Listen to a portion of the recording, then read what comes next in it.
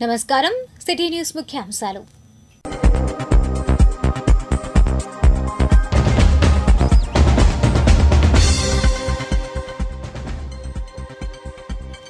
గంజాయి ప్రాబల్యాన్ని అరికడతాం, మంత్రి నారా లోకేష్ భరోసా. Seed access రోడ్డుపైనే నమాజ్, ప్రభుత్వం పట్టించుకోలేదంటున్న ముస్లిం నేతలు. వాటర్ ప్రూఫ్ సెల్ ఫోన్స్ వచ్చేశాయి, నేటి మార్కెట్ ఫీచర్లో డీటెయిల్స్. ఋషికొండ భవనాల తీరుతెన్నెలు, బీబీసీ సౌజన్యంతో నేటి దృశ్యం.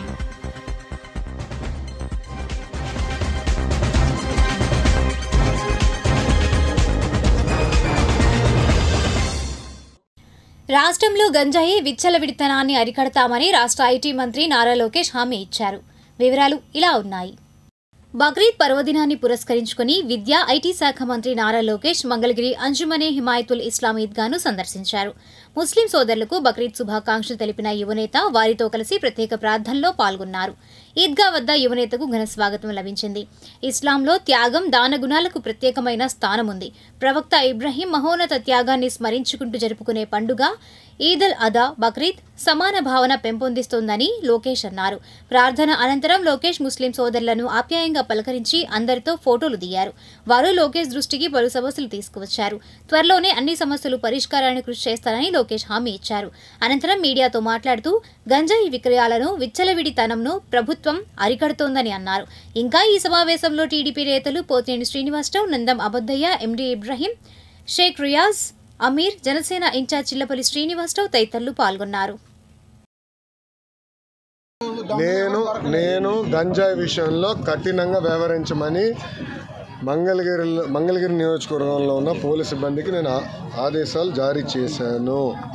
మొదటి 100 రోజుల్లో గంజాయి ఫుల్ స్టాప్ పెట్టాలని నేను చెప్పాను. ప్రత్యేకంగా నేను డీజీ గారిని కలిసి, హోంమంత్రి గారిని కూడా కలిసి, నిన్న రాత్రి కూడా హోంమంత్రి అనిత గారితో కూడా మాట్లాడటం జరిగింది. పాదయాత్రలో గంజాయి వల్ల కుటుంబాలు ఎలా నాశనం అయినాయో నేను చూశాను. మీరు కఠినంగా వ్యవహరించాలని ఆమెను కోరాను.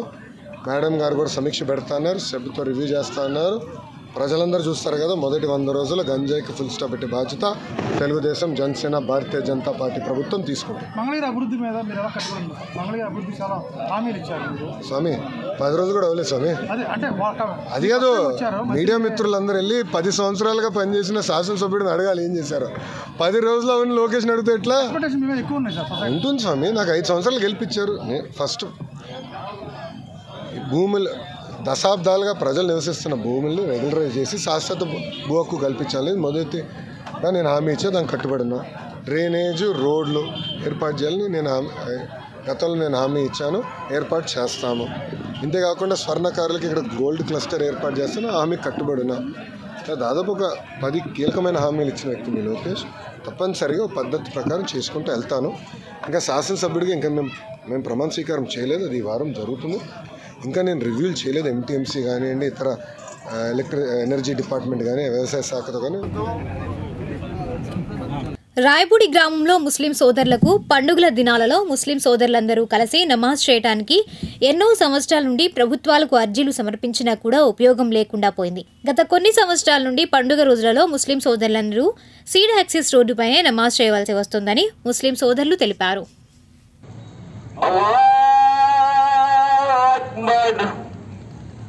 అల్హమ్దులిల్లాహి రబ్బిల్ ఆలమీన్ అర్రహ్మానిర్ రహీమ్ మాలికి యౌమిద్దీన్ ఇయ్యాక నఅబుదు వ ఇయ్యాక నస్తഈన్ ఇహ్దినస్ సిరాతల్ ముస్తఖీమ్ సిరాతల్ లదీనా అన్అమ్త అలైహిమ్. మార్కెట్లోకి కొత్త మొబైల్ ఫోన్ వచ్చిందని మంగళగిరిలోని కనకదుర్గ ఏజెన్సీస్ ప్రతినిధి సిటీ న్యూస్కు వివరించారు. వివరాలు మార్కెట్ ఫీచర్లో.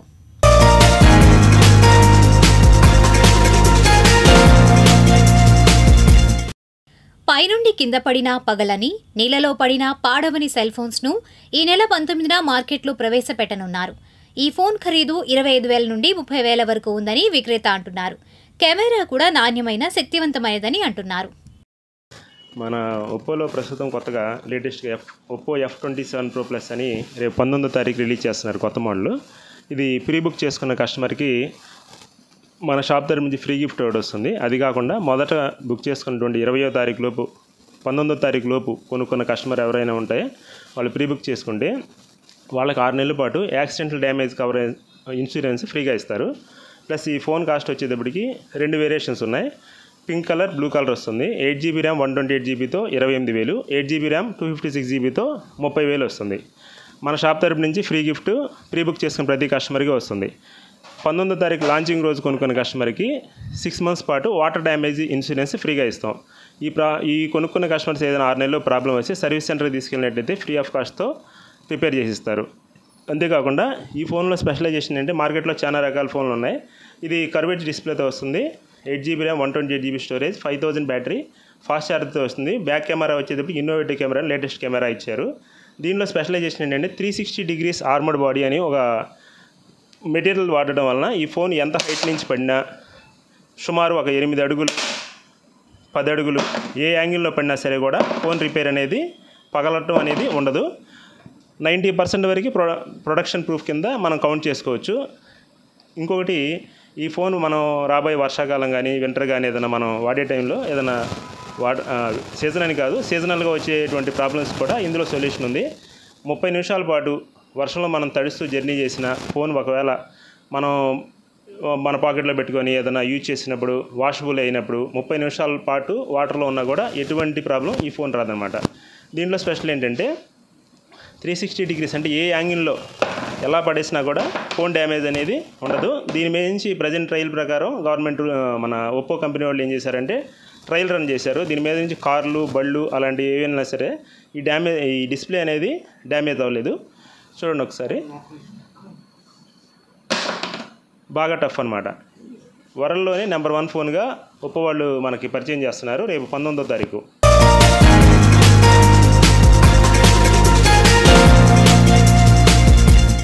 మీకు తెలుసా, ప్రపంచ విమానయాన సంస్థల్లో అగ్రస్థానంలో ఉన్న సంస్థ ఏది? సమాధానం బ్రేక్ తర్వాత చూద్దాం. ప్రపంచ విమానయాన సంస్థల్లో అగ్రస్థానంలో ఉన్న సంస్థ అమెరికాకు చెందిన డెల్టా ఎయిర్లైన్స్. మన నిర్ణయాలు యంత్రాలు కాకుండా మనమే తీసుకునేలా ఆర్టిఫిషియల్ ఇంటెలిజెన్స్ను కట్టడి చేయాలి. Pope Francis.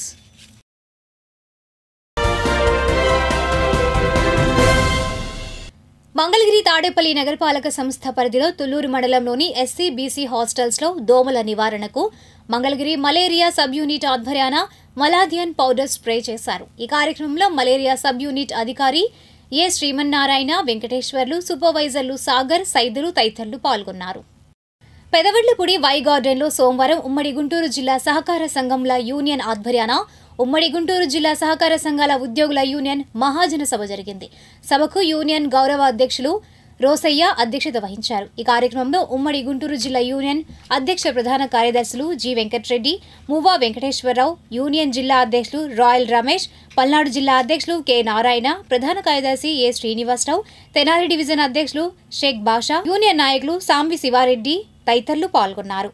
అనంతరం వారు మాట్లాడారు. ఈ మారిన రాజకీయ పరిస్థితుల దృష్ట్యా ఎంప్లాయీస్కి ఉన్న సమస్యలను పరిష్కరించుకోవాలి.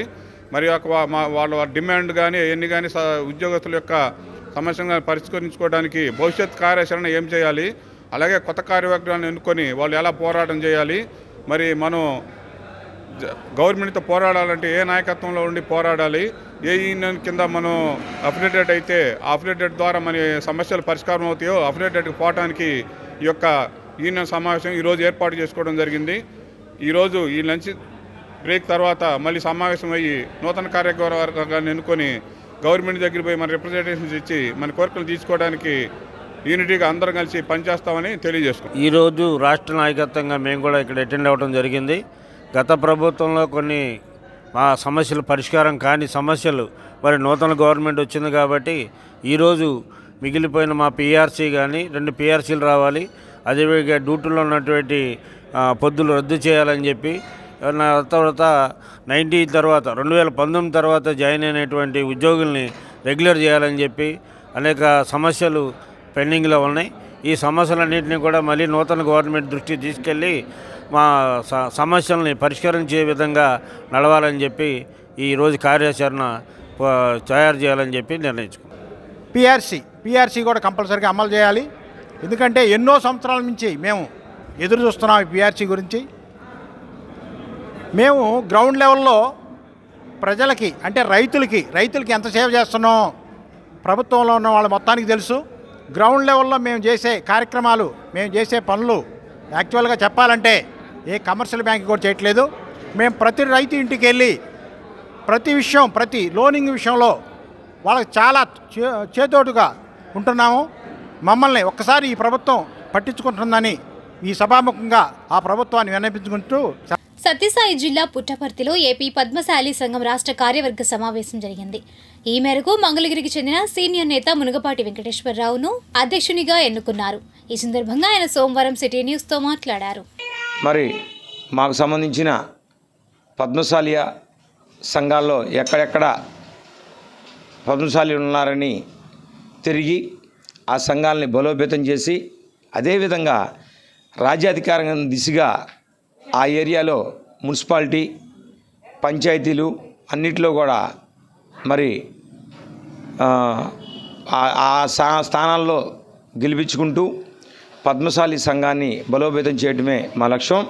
అదేవిధంగా మరి అదేవిధంగా మరి సంఘాల కోసం అనేకమైన కార్యక్రమాలు ఉన్నాయి. దాంట్లో ఒకటి తిరుపతి దేవస్థానంలో పద్మశాలి ఆడబడుసు పద్మావతి అమ్మవారు మా ఆడబడుసు అని ఆమె స్వయంగా చెప్పడం జరిగింది. దానికోసం తిరుపతి దేవస్థానం పైన పద్మశాలి సంబంధించిన ఒక మఠం అవడానికి మనం గతంలో చంద్రబాబు నాయుడు గారిని లోకేష్ గారిని అడగడం జరిగింది. దాని ద్వారా వారి దగ్గరికి వెళ్ళి ఆ పైన మఠానికి ఒక సైటు, అదేవిధంగా ప్రతి తిరుపతి దేవస్థానంలో పద్మశాలికి ఒక మా ఆడబడుసు కింద నామినేట్ పోస్టు ఇవ్వాలని అనేకమైన డిమాండ్లతో త్వరలో కలిసి అదేవిధంగా పద్మశాలి బ్రాండ్ అంబాసిడర్ అయినటువంటి పవన్ కళ్యాణ్ కూడా కలవడం జరుగుతుందని. విద్యాశాఖలో పనిచేస్తున్న కార్మికుల సమస్యలను పరిష్కరించాలని కోరుతూ విద్యాశాఖ మంత్రి నారా లోకేష్ కు ఏఐటీయూసీ రాష్ట్ర కార్యదర్శి ఎం రమేష్ బాబు వినతి పత్రాన్ని సమర్పించి మాట్లాడారు. గ్రామీణ ప్రాంతాల్లో ఈరోజు అర్ధాంతరంగా కార్మికులను ఎక్కడికక్కడ తొలగింపులకు గురి చేస్తూ ఉన్నారు. కాబట్టి అలాంటి వాటిని అరికట్టి కార్మికులకు భద్రత కల్పించాలా, కార్మికులకు ప్రభుత్వ గుర్తింపు కార్డులు ఇవ్వాలని కూడా మేము వివరించడం జరిగింది. అందులో భాగంగానే ఈరోజు రాష్ట్ర వ్యాప్తంగా ఉన్నటువంటి ఎస్సీ, ఎస్టీ, బీసీ, మైనార్టీలకు చెందినటువంటి పేద కార్మికుల పట్ల ఈ ప్రభుత్వం అంతా కూడా స్పందించి వేతనాలు పెంపుదల చేయాలని కూడా కోరడం జరిగింది. అదేవిధంగా రాష్ట్ర వ్యాప్తంగా ఏదైతే మోడల్ స్కూల్ హాస్టల్స్లో అనేక మంది ఈరోజు దాదాపు 134 పాఠశాలల్లో హాస్టల్స్లో మహిళా కార్మికులు 24 గంటలు × 7 అంటే 24/7తో ఈరోజు హాస్టల్లో విధులు నిర్వహిస్తూ ఉన్నారు. వారికి వేతనాలు ఏమాత్రం చాలడం లేదు, కుటుంబ పోషణ భారం అవుతూ ఉంది. కాబట్టి వాళ్లకు మినిమం టైం స్కేల్ వర్తింపజేయాలా, అదేవిధంగా ఉద్యోగ భద్రత కల్పించాలని కూడా కోరడం జరిగింది.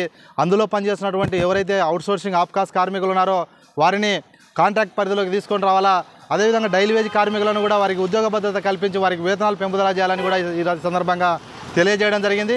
పచ్చదనం పరిరక్షణ కార్యక్రమ నిర్వహణ ప్రతినిధులు మంగళగిరి మిది సెంటర్ వద్ద పబ్లిక్ మొక్కల పంపిణీ చేశారు.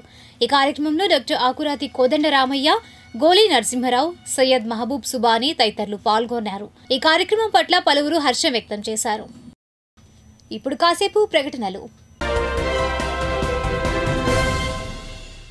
తాడేపల్లిలోని మాజీ ముఖ్యమంత్రి వైఎస్ జగన్మోహన్ రెడ్డి నివాస గృహం రోడ్లోని ట్రాఫిక్ సంబంధించిన ఆంక్షలు ఎత్తివేయడంతో వాహనాల రాకపోకలు సోమవారం నుంచి ప్రారంభమయ్యాయి. ఈ సందర్భంగా రోడ్డులో గత 5 సంవత్సరాల నుంచి రాకపోకలు లేకపోవడం వలన వాహనదారులు ఇబ్బందులు పడ్డారని మార్కెట్ యార్డ్ మాజీ వైస్ చైర్మన్ మన్నెం రమేష్ అన్నారు. ఈ మేరకు ఆయన మీడియాతో మాట్లాడారు. కట్ట అయితే ఈ విజయవాడలో పనిచేసుకునే వాళ్ళు, ఇక్కడ మంగళగిరిలో పనిచేసుకునే నిరుపేదలు అందరూ ఇక్కడ ఇళ్ళు కట్టుకొని ఆ ఇళ్ళలో ఏదో రేకుల షెడ్లు ఒక ఫ్యామిలీ సుమారు 1500 ఇళ్ళు దాకా ఈ కట్ట ఇక్కడి నుంచి రేంద్రపాడు కట్ట వరకు నిరుపేదలు ఉండే ఇళ్ళు.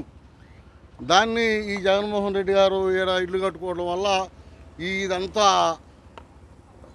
సర్ది వాళ్ళందరూ లేపి ఎటో పుట్టుకోకుండా చెట్టుకోకుండా చేశారు. వాళ్ళందరూ వెళ్ళిపోయారు. వాళ్ళందరూ వెళ్ళిపోవటం తర్వాత ఈ జగన్మోహన్ రెడ్డి గారు ఆయన ఇంటి నిమిత్తం ఈ డబల్ వే రోడ్డు వేసుకున్నాడు. ఆ రోడ్డు వేసుకోవడం వల్ల ఈ నిరుపేదలు రోడ్డు మీద పడ్డారు. ఇప్పుడు ఈ మాజీ సీఎం గారు అయిన తర్వాత ఈ రోడ్డుని ఫ్రీగా వదిలారు. వదిలినంత మాత్రం నిరుపేదం కాదు. మాకు తెలిసి అయితే నిరుపేదలకి ఈయనేదో సెంటిళ్ళు ఇచ్చాను, సెంటిళ్ళు ఇస్తున్నాను, ఆ సెంటిళ్ళు లేదో ఆ మాజీ సీఎం జగన్మోహన్ రెడ్డి గారు ఇక్కడ మళ్ళీ కట్టిస్తే చాలా సంతోషిస్తారు. ఇక్కడి నుంచి వెళ్ళిపోయిన వాళ్ళు ఉన్న వాళ్ళందరూ మళ్ళీ ఇక్కడే ఆ ఇళ్ళు వేసుకుంటే చాలా సంతోషం. అయినా ఈ కోటలు, ఇంత పెద్ద కోటలు జగన్మోహన్ రెడ్డి గారికి అవసరమా? ఈ తాడేపల్లి ప్యాలెస్సు, ఈ వైజాగ్ రుషికొండ ప్యాలెస్సు, ఈ బెంగళూరు ప్యాలెస్లు, ఇన్ని ప్యాలెస్లు అవసరం ఒక మనిషికి? ఇంతమంది నిరుపేదలని కాదని కట్ట మీద కాదని వాళ్ళందరినీ తన్ని పంపించాడు. ఇప్పుడు ప్రతిపక్ష నాయకుడు బతకట్లేదా ఆ కట్ట మీద? ఇప్పుడు ఆధ్యాత్మిక సమాచారాన్ని వీక్షిద్దాం. బక్రీద్ పండుగ సందర్భంగా తుళ్లూరులోని ముస్లిం సోదరులందరూ షాదీఖానా వద్ద మత గురువు ఆధ్వర్యంలో నమాజ్ చేశారు. బక్రీద్ పండుగ సందర్భంగా మత గురువు వారికి అవగాహన కల్పించి మాట్లాడారు.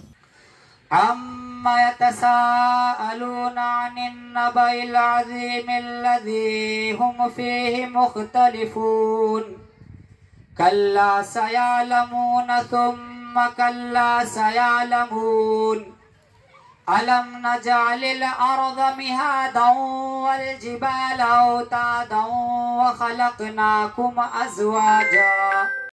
పెదవడ్లపూడిలో బక్రీద్ పండుగను ముస్లిం సోదరులు భక్తి శ్రద్ధలతో జరుపుకున్నారు. ఈ సందర్భంగా నగరం కాంగ్రెస్ పార్టీ అధ్యక్షులు షేక్ జలీల్ మాట్లాడారు. యొక్క ఆలోచన విధానంతో బలిదానం చేయడం కోసం కుమారుణ్ణి తీసుకొని వెళ్ళి మరి అల్లాహ్ కొరకు బలివ్వటం తీసుకోవటం కొరకు అస్తమించిన పండగ ఇది. సర్వమానవాళికి మరి ఈనాడు మక్కా మదీనాలతో పాటు ప్రపంచవ్యాప్తంగా 201 దేశాల్లో జరుపుకునే బక్రీద్ పండగ. మరి బక్రీద్ పండుగ జరుపుకోవటం చాలా సంతోషకరమైన విషయం. మరి ఆనాడు ఇస్మాయిల్కి బదులు మరి ఒక పొటేల్ని కూడా బలిదానం ఇచ్చే కార్యక్రమం ఇది. మంగళగిరి 11వ వార్డు పోలేరమ్మ గుడిలో జింకా మల్లేశ్వరరావు ఆధ్వర్యాన 108 కొబ్బరికాయలు కొట్టి మొక్కులు తీర్చుకున్నారు. ఈ కార్యక్రమంలో టీడీపీ నాయకులు కందుల నాగార్జున, గోవాడ దుర్గారావు, జంజనం శ్రీనివాసరావు, అవ్వారు వెంకటేశ్వర్లు, శివరామకృష్ణ, వేణు తదితరులు పాల్గొన్నారు. లోకేష్ విజయం పట్ల ఈ కార్యక్రమం నిర్వహించారు. న్యూజిలాండ్లో జరిగిన అంతర్జాతీయ స్కేటింగ్ పోటీలో మంగళగిరికి చెందిన ఎం జేసిరాజ్ పాల్గొని 31.98 పాయింట్లు సాధించి బంగారు పతకాన్ని సాధించింది. ఈ నెల 13 నుండి 2 రోజుల పాటు ఈ పోటీలు జరిగాయి.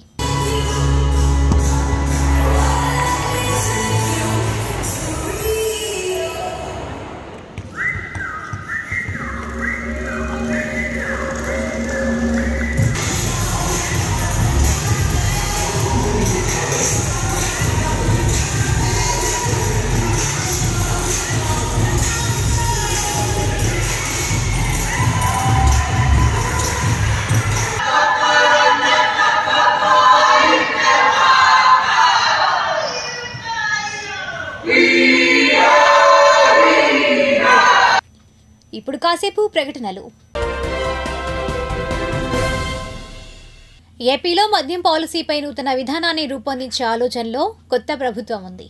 వివరాలు ఇలా ఉన్నాయి.